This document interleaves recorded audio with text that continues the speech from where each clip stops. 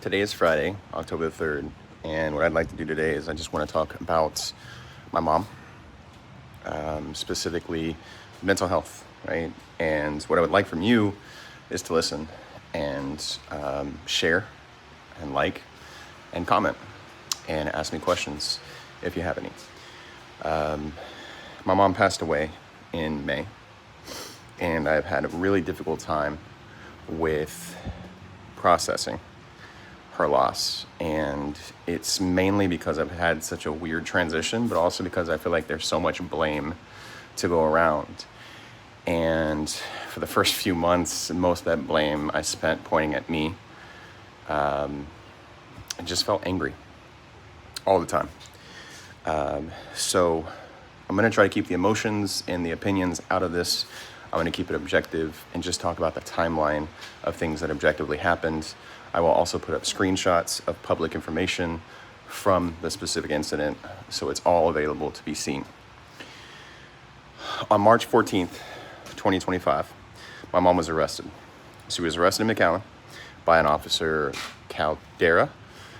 She was charged with the possession of a dangerous drug, but all it was a prescription pill that she had in a Ziploc baggie. Very common for her to do. She would separate all of her pills by baggies instead of keeping them in the pill bottles. The reason she was charged, though, was because I'm pretty sure the officers were called out there because she was already in a state of manic mania, bipolar, she seemed very off, right? So the officers pull up and she tells them, according to the case file, it's like, hey, don't come near me, don't touch me. And the officers are like, I don't want to, just be on your way. But then she started throwing her bags on the floor, and that's when they saw the pills. So they arrested her. She spent 3 weeks in jail. There was no bond set. I had to travel from Georgia to McAllen, which for those of you that don't know is like a 26-hour drive, to convince her to see a lawyer. During her state of mania, she believed that lawyers wanted to kill her and that they were hiding in the trees. I told her that it was my lawyer to gain her trust. And I remember it was such a difficult conversation because she was probably 30 pounds lighter than usual, thought she was in her 30s, and was convinced I should have only been 5 years old. Once I convinced her to see a lawyer, the next day the lawyer saw her. She was released on April 19th. On April 19th, I picked her up. I brought her straight to DHR. That's what this post is about mostly. It's about DHR. When I brought her to DHR hospital, they did a medical clearance on her, made sure she was medically cleared. They said she was good, so they transferred her to DHR behavioral. Just so y'all know, during this time, my wife was 7 months pregnant. My mom was really talking about the baby. Are you the one that's coming to take me out of here? No, Mama, we're still in Georgia. Oh, Nisa, it's you. Yeah, it's me, Nisa. I thought they said the name was Lana Malama. I was like, I'm so excited. I've been thinking of all kind of gifts for the baby. Oh, don't worry about that. We've had so many people send stuff. I'm giving you and Jesse $500. Oh no, Mama, don't do that. No, ma'am. Yes, just sorry written. It's already been extracted from the bank almost. Oh no, ma'am. We won't. You know we won't take that. What? You know we won't, Mama. You won't? No, all we want you to do is just know that you love the baby. That's all we need from you. And I can't wait to show you some pictures of him. I can't wait for you. Was he already born? No, he's not born yet. He's still in my tummy. Eyes. I hope he has y'all's beautiful blue eyes. Yeah, Jesse has blue eyes like me. Yes, they're beautiful. I love them. Oh, yeah, I know he's a very good-looking man and very good-looking husband. I know that. Yes, y'all did good. Really excited to meet him. And she was like, when can I see the baby? When can I see Nisa, my wife? And I was like, once you're all the way better. And she looked at me and she got teary-eyed and she was like, all the way better? And I was like, yeah, Mom, all the way better. So on April 25th, a little over a week, the hospital called me telling me that they were going to release her, and that they said that she was not a danger to herself or to others. And when I talked to Mom on the phone, she said she was going to go get a car. She doesn't have a license, by the way. Get a car, go to Brownsville, which is over an hour away, get a gun, and shoot demons. She said this on the phone with me. So I called the hospital back, and I was like, hey, this is what she's saying. She's clearly still not well. Can y'all make sure you don't release her? And their response was, well, the doctors are saying she's not a danger to herself or to others. There's a difference between words and actions, and they don't believe that she will take any of those actions.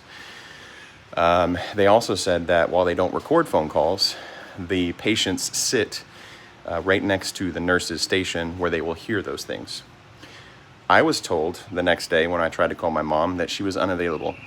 And I was like, does that mean she's released? They wouldn't release information to me. So I called another day, and then I called another day. Finally, I got her, and she said that she was put somewhere for someone who was bad, but then brought back to the hospital. Yeah, well, it was supposed to be Monday, but guess what happened? You still in there? Something real bad happened to me on Sunday night. What I was happened? so pissed. Huh? What happened on Sunday? No, everything here is fine. Oh, but They're a good group here. yeah. Reading a note here. I don't have a nurse available, but I am reading a note. Family session. It says here did not go well. I'm not sure as to the details, but it does say forwarded to the doctor. The doctor recommended for her to stay for 24 hours. So she's not discharging today. Okay. So Okay? I don't know if there's a way that you can get this information to the doctor. I don't know. I'm concerned that she's telling us like real things that she's not telling them. So like we talked to her for about 20 minutes, and for 20 minutes straight she was telling us about how unsafe it is to go home, how she's going to go to a public library and find a way to get to Brownsville, and she's going to stay in Brownsville. There's no demons, and she's not going to get there in Brownsville. She doesn't even know where Brownsville is. Like just a whole bunch of just absolutely like unsafe things that Okay. is not an indicator that she's gotten any better at all. But I don't know if she's telling the doctor or nurses other things that don't sound like that. We do have the session recorded just in case you guys need it for any reason, for insurance purposes or whatever. But she's still not in her right frame of mind, and I'm really worried that if she gets released, she's not gonna do well.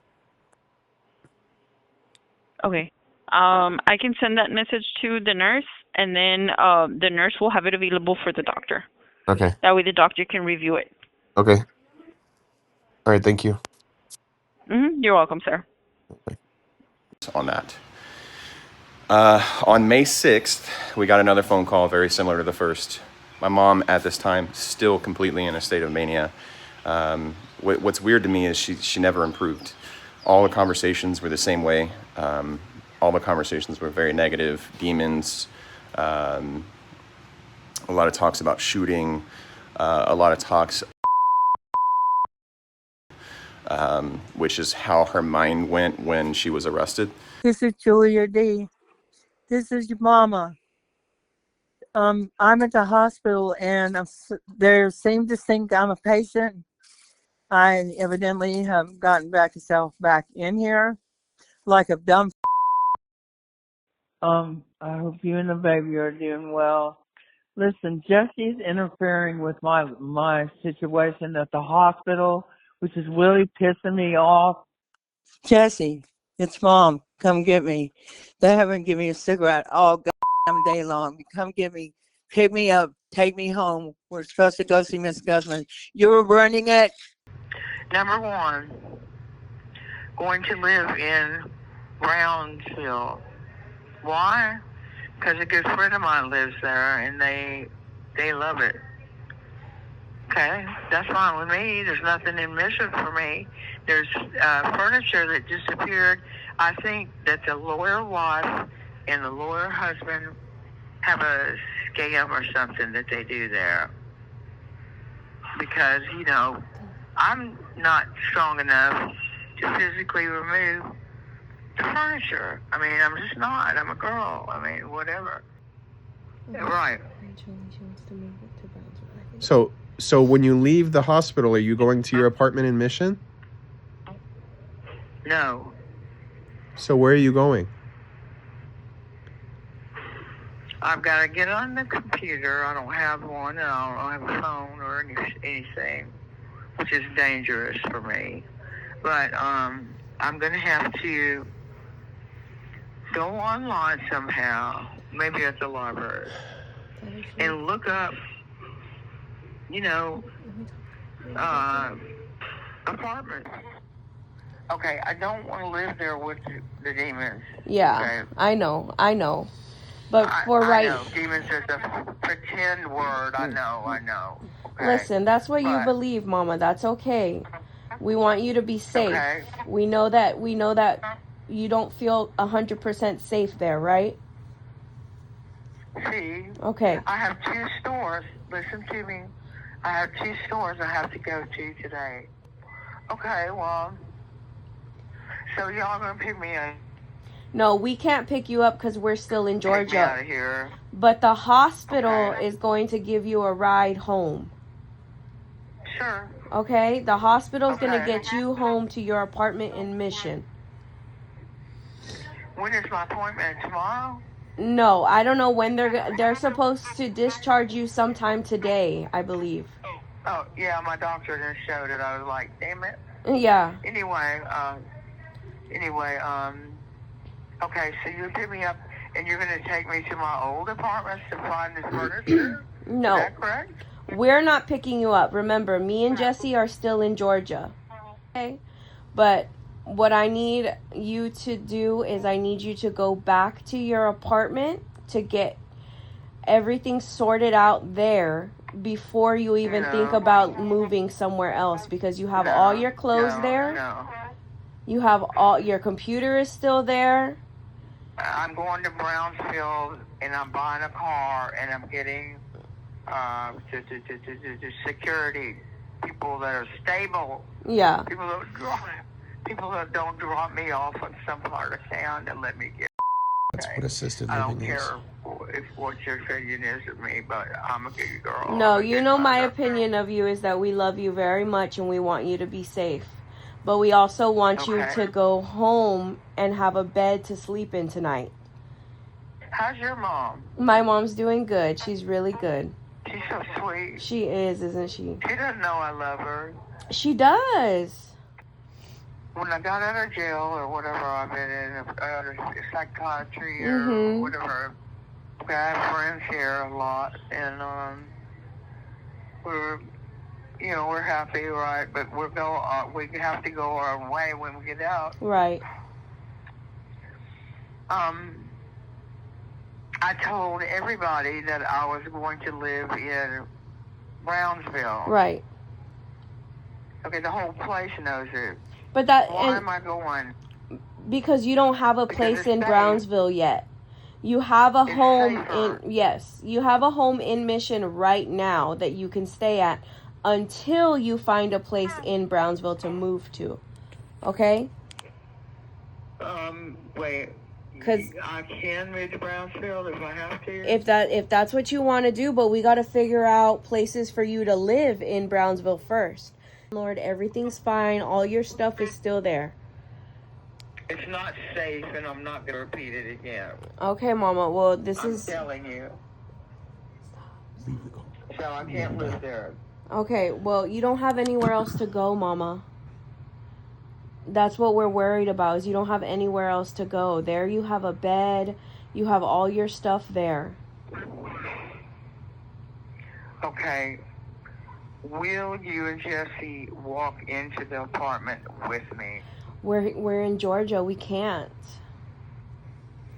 I mean, while I was here, when I got here, I had all kind of shit in my purse. Everything. Money, cash card, cash driver's license, cash was the other thing, the driver's license. They're scary. And Why? do you think you're safe or you're not safe there? Have you ever seen a demon? Yes, I have actually. Okay, good. Then you know what I'm dealing with. Yeah. I don't know anything about that, but I do know that the lawyer for the apartments wrote me a letter. Okay? Mm-hmm. Dear Julia D., oh God, I loved your book. I love your book. It's great, or exciting, or something like that. And then he said, I see that you can sing like me. Do not cry. I see that you can sing for me. He said, I too have the same singing voice as you. Okay, who's the name in both of them? Or no, none of them. I don't know. Right. Hey, Mama. Yeah.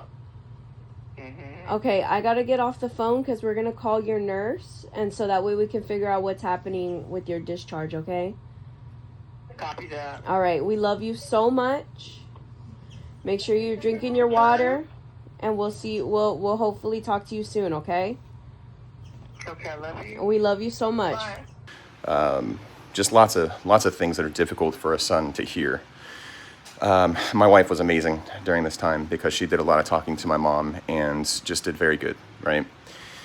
A social worker, her name was Angela, she called me and she told me that she was discharged or going to be discharged regardless of what was said because, again, the doctors still believe that she's not a danger to herself or others.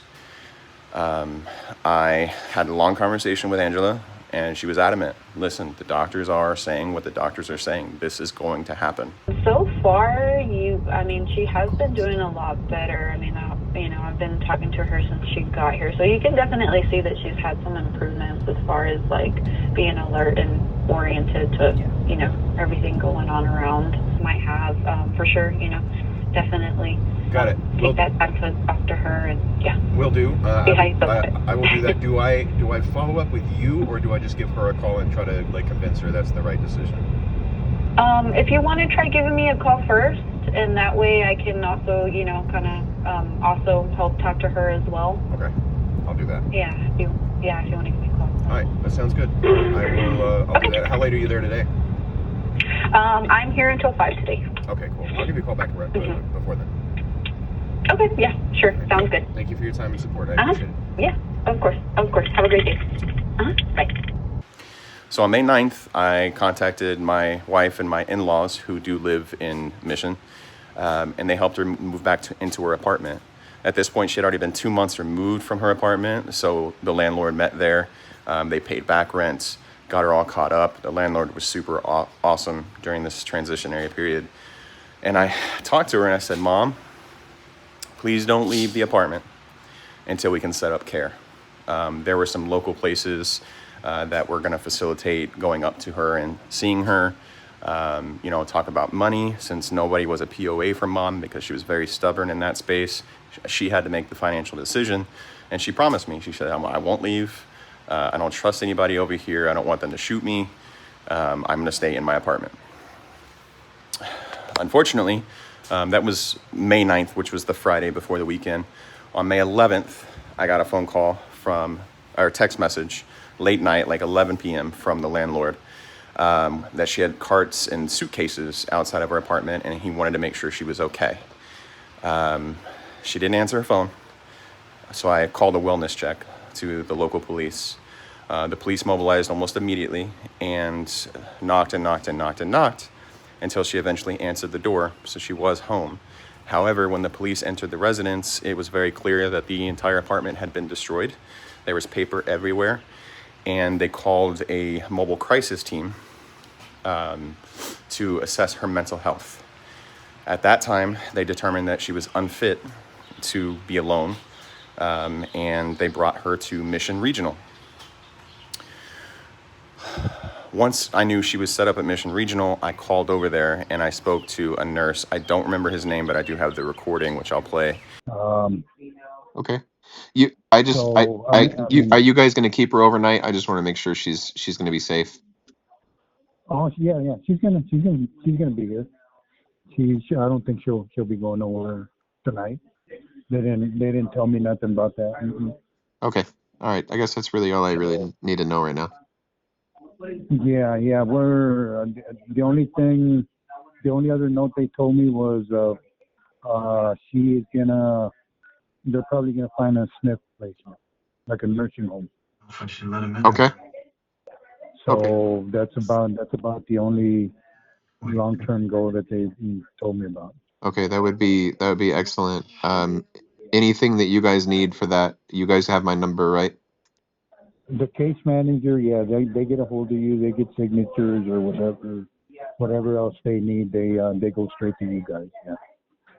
Okay, excellent. It won't be arranged. It won't be arranged or finalized without your guys' signature and permission. Okay, all right, no problem. I just wanted to make sure she was okay. She called me like 2 minutes ago, and she was just talking about how she was talking to the Pope and just a whole bunch of stuff. So I just want to make sure she was not leaving and going to be unsafe. And that's basically the reason why she needs to be in one of those places. Yes, sir. I agree 110%. Okay. If there is any changes overnight, I do call the family. So if you don't hear from me, it's because it was a smooth night. All right, thank you so much. You're welcome. Okay. Bye. Music to my ears, like I knew I was about to have my baby. I knew I didn't have time to go back to Texas and back to Georgia. I knew I couldn't take care of her. And so the best thing for her was going to be to get her care directly. And that's what Mission Regional said. Unfortunately, on, I forget what day it was, but so basically that was like a Monday. And then on Friday, I got a phone call from Mission Regional that they transferred her to DHR Behavioral because there was no available beds for Mission Regional. And on May 19th, I think that was that Monday, she called me and cussed me out. She called me furious because I wasn't there to pick her up. I had to remind her that I live in Georgia, and apparently they released her. Mind you, she was there Friday evening, so that she was there Saturday, Sunday, and then Monday. Based on the medical documents that I have from her, there was no doctor that released her on Monday. They just saw her, saw that she was there over the weekend, immediately released her. So that was that Monday. I tried calling her Tuesday, Wednesday, Thursday. She was not picking up. And I just assumed she was mad at me because of our last conversation where she was cussing me out and telling me all those things about me not being there for her. But unfortunately, on May 24th, I got the phone call from the landlord that there was leaking coming from inside her apartment. He found her and called the police. She was deceased with some signs of decomposition. So anytime between that Monday and that Thursday, she could have been deceased. It took them a few days, but they determined that her official cause of death was her heart. But it took them a few months to do a toxicology report to determine if it was self-harm, because there were pill bottles everywhere and notes that were consistent with self-harm, but not concretely. Toxicology report did already come back, and that toxicology report did not run for prescription medication, just hard drugs, which of course were all negative. So I still don't know the truth behind whether or not it was self-harm or whether it wasn't. Even if it was, in my opinion, heart failure that was sudden because she got medical clearance at each of these hospitals, had she been released by a doctor, had she actually been stabilized from her manic episode prior to being released, she would be here today. She would have met her grandchild. And it's very difficult for me to deal with. I'm somebody who is very tough mentally, and I have not been tough mentally. I've been holding on to this for a hot minute, and my hope is that with this video I can do two things. One, give some negative attention to DHR and DHR Behavioral, because What I didn't mention was that the day after my mom's passing, I called the HR Behavioral Experience, and I told them about her passing and how it looked like it could be due to her mental health. And they asked me not to contact a lawyer or post anything publicly, and they said that they would do an internal investigation, and they wanted the right to settle with me. They said it would take no more than 30 days. Last Friday, I finally got the notice, and it was 1 page long. Actually, I have it right here. 1 page long. And essentially it says, "We're sorry for your loss. We fully investigated and found that it's consistent with our normal care." No, here's what we investigated. Here's what we found. Here's the information. Here's why we're not at fault. Just 1 page. Sorry about your passing of your mom. Consider this final. So anyway, long story short, I'm looking for a lawyer. I did make some contacts to lawyers prior to getting that letter back, because I had to follow up with that hospital like 13 times before they finally gave me an answer. However, it looks like the search is going to be very difficult, especially if I go pro bono, which I haven't found anybody that specializes in exactly what type of case this is. But I would just appreciate anybody for sharing this, liking this, even if you made it all the way through. I appreciate you. And hopefully this helps me. Thank you.